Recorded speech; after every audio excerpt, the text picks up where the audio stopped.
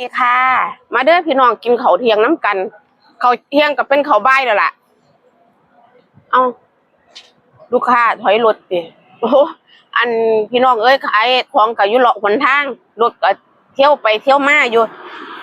จะเฝ้าลูกไหลทอครับของวันมันใหม่บ่ใหม่ดอกเฝ้ายังบอกกับเบ้ากับพี่น้องเพิ่นถึงเพียงเลยดิใหม่สิหัวเจ้าใส่วังหันเบ้าปั๊บลูกปั๊บนี่แหละพี่น้องเอ้ยว่าท่านโดนหรอกเถียงกันแล้วเป็นเอียงเจ้าว่ามันคือข่อยบอว่าแต่เว้าหยังลุกปุ๊บปั๊บโลดมิแต่สิไปกับไปโอ้ยไปกับยางกับพ่อแต่งแหลงนี่อันมือนี่ก็กินเขาแล้วพี่น้องกินเขาน้ำกันผีอยู่กลางตลาดพี่ละเบิ่งของข่อยก็มีหยังเนี่ยเจ้ามาเบิ่งเด้อพี่น้องเด้อ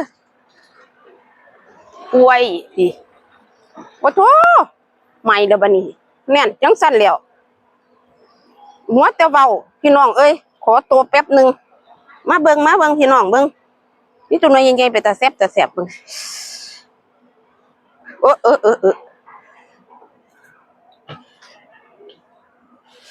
พ่อใหญ่เอ้ยมาเบิ่งมาพี่ซอยข่อยนี่พ่อใหญ่โอ้ยคันบอกมาพี่กะโอ้จับจังสั่นบ่งามจังสี่แล้วเฮ็ดหยังก็บ่เข้าตาเลยได้ว่าแต่เฮ็ดเอาเจ้าว่าบายหยังก็บ่บายปับคือเฮาเด้พิถีพิถันอยู่หั่นแหละเฮาบ่ทันใจเฮาเฝ้าปับโดดเด้อันนี้ก็ถือนั่นถือนี่มาเฮ็ดอยู่ทั่วสิได้มาทั่วสิแล้วเซ้อซ่าอีหลีเด้บ่คล่องบ่แคล่วหลายมันเว้ามาเอิ้นกันกินข้าวได้มาเว้าตีผัวเด้เดี๋ยวนี้เบิ่งแน่เปียงเดี๋ยวก็เฮ็ดนั่นเฮ็ดนี่เซ้อซ่าหลายบ่ทันใจเพราะจึงมาเปลี่ยนตื่มได้เนาะพี่น้องเนาะข่อยสิเปลี่ยนน่ะตื่มเงินให้พร้อมพุ่นเดียวมันมีบ่เหรอมันคือบ่ทันใจข่อยคักแท้เฮ็ดหยังงึกงักบ่ฟ้าวบ่ฟังนี่ข่อยนายได้มันสั่งบ่ขายได้คือของห้างคือผัวก็เลยฮะมันคือบ่ทันใจกูคักแท้บัดนี้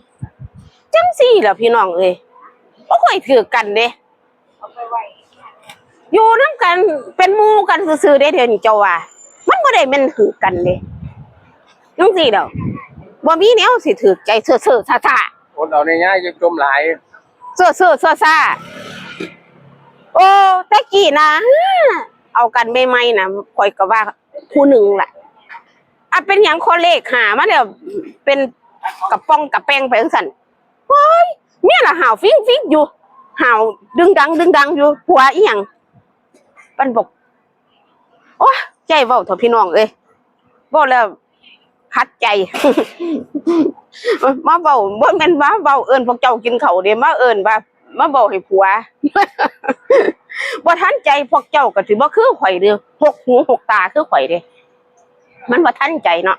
ก็เว้ารู้แล้วบ่ทันใจเว้าซื่อๆดอกพี่น้อยก็ว่าผิดกันจักเที่ยดอกเว้ากันแบบนี้เจ้าจะซ่าหลายเจ้าไว้กว่านี้แน่ห้องใส่รถพี่น้องก็บ่ทันใจข่อยห้องใส่รถข่อยเป็นคนเลว